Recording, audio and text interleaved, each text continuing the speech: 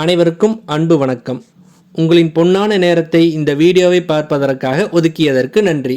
வாங்க இன்றைய வீடியோவை பார்க்கலாம். மாரடைப்பு எப்பொழுதும் திடீரென ஏற்படுவதில்லை. இந்தந்த அறிகுறிகள் இருந்தால் எச்சரிக்கையாக இருப்பது நல்லது. இல்லைனா உயிருக்கே ஆபத்து ஏற்படலாம்.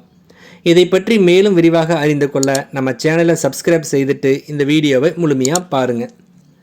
மாரடைப்புங்கிறது பெரும்பாலும் திடீரென ஏற்படுவதாக தோன்றினாலும் பல சமயங்களில் அதன் அறிகுறிகள் சில மணி நேரங்களுக்கு முன்போ, சில நாட்களுக்கு முன்போ அல்லது சில வருடங்களுக்கு முன்பே கூட நமக்கு தோன்றலாம். இருப்பினும் இந்த அறிகுறிகளை பெரும்பாலும் நாம் கவனிக்காமல் விட்டுறோம். அதுவே ஆபத்தாக முடியுது. எனவே நாம் கவனமாக இருக்க வேண்டிய அறிகுறி குறித்து இப்போ பார்க்கலாம். இந்தியாவில் மொத்த இறப்புகளில் 4/1 இதய நோய்களால் ஏற்படுது அப்படின்னு சொல்கிறாங்க. இதய நோய்கள் அப்படின்னாலே வயதானவங்களுக்கு தான் வரும் அப்படின்னு நம்ம நினச்சிக்கிட்டு இருந்த நிலையில் அது மாறிவிட்டதை இது காட்டுது. குழந்தைகள்லேருந்து பெரியவங்க வரைக்கும் வேறுபாடு இல்லாமல் இந்த இதய நோய் அனைவருக்கும் வருது. ஆண்கள் மற்றும் பெண்கள் என அனைவரையும் இந்த நோய் தாக்கக்கூடிய வாய்ப்புகள் இருக்குது. இதய நோய்களில் முக்கியமானது மாரடைப்பு. நல்ல உடல்நிலையில் இருப்பவர் கூட திடீரென நொடியில் உயிரிழக்கும் சம்பவங்கள் நடக்குது. அதே நேரம் இதை தடுக்கவே முடியாதுன்னு நம்ம சொல்லிட முடியாது. இது குறித்து பிரபல மருத்துவர் கூறும் பொழுது திடீர் மாரடைப்புகள் எப்பொழுதும் திடீர் நிகழ்வுகளாக இருப்பதில்லைன்னு சொல்லியிருக்காரு. அப்படி ஏற்படுவதற்கு முன்பு நீண்ட காலத்திற்கு முன்பே அதன் அறிகுறிகள் இருக்கும். நாம தான் அதை சரியாக கண்டறிஞ்சு செயல்பட வேணும் அப்படின்னு அந்த மருத்துவர் சொல்லியிருக்காரு. மாரடைப்புக்கான அறிகுறிகள் பல வகைகளில் வெளிப்படும். சில சமயம் கடுமையான நெஞ்சுவலி, மூச்சு திணறல், மயக்கம் அல்லது சுயநலவு இழப்பு ஆகியவை தீவிரமான அறிகுறிகளாக இருக்கும். அதே போல் நெஞ்சு பகுதியில் அசௌகரியம் ஏற்படுவது, சோர்வாக இருக்கிறது, அஜீரணம் போன்ற மிதமான அறிகுறிகளும் ஏற்படுறதுக்கு வாய்ப்பு இருக்குது.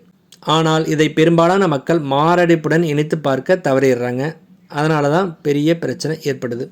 சிலருக்கு மாரடைப்பு ஏற்படுவதற்கு சில நாட்கள் அல்லது சில வாரங்களுக்கு முன்பே வழக்கத்திற்கு மாறான சோர்வு, நெஞ்சு அசௌகரியம் அல்லது மூச்சு திணறல் போன்ற அறிகுறிகள் தோன்றலாம். இவை மிகவும் நுட்பமானவை மற்றும் குறிப்பிட்ட நோய்க்கானவை அல்ல என்பதால் ஆரம்பத்தில் இவற்றை அடையாளம் காண்பது கடினம்தான்.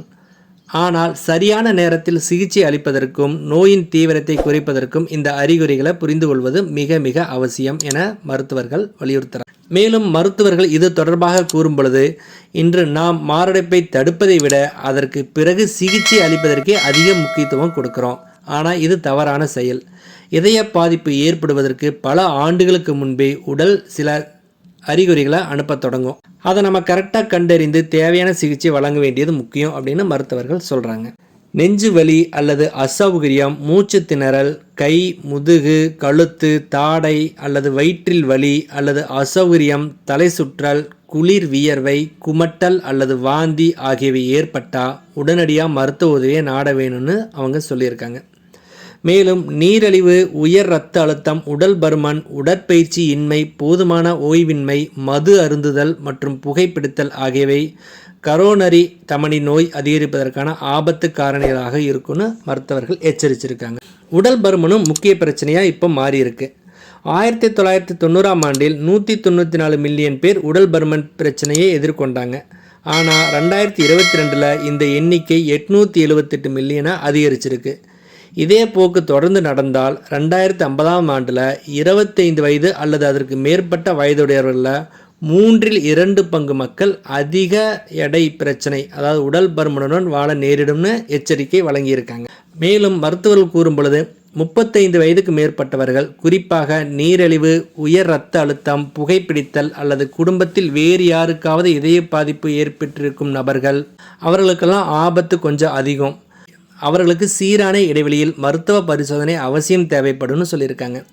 ஒரு அடிப்படை இதய பரிசோதனை, ECG, echo cardiogram, lipid profile மற்றும் சிடி கரோனரி ஆஞ்சியோகிராம் ஆகியவை பிரச்சனைகள் தீவிரமாவதற்கு முன்பே கண்டறிய உதவும் அப்படின்னு மருத்துவர்கள் சொல்லியிருக்காங்க. லேசான சோர்வு, மூச்சு திணறல் ஆகியவை தற்செயலான அறிகுறிகள் அல்ல. அவை இதய அழுத்தத்திற்கான ஆரம்ப அறிகுறிகள் என்று மருத்துவர்கள் எச்சரிக்கை பண்ணியிருக்காங்க. நாம் செய்ய வேண்டியது ரொம்ப சிம்பிளான வேலை தான்.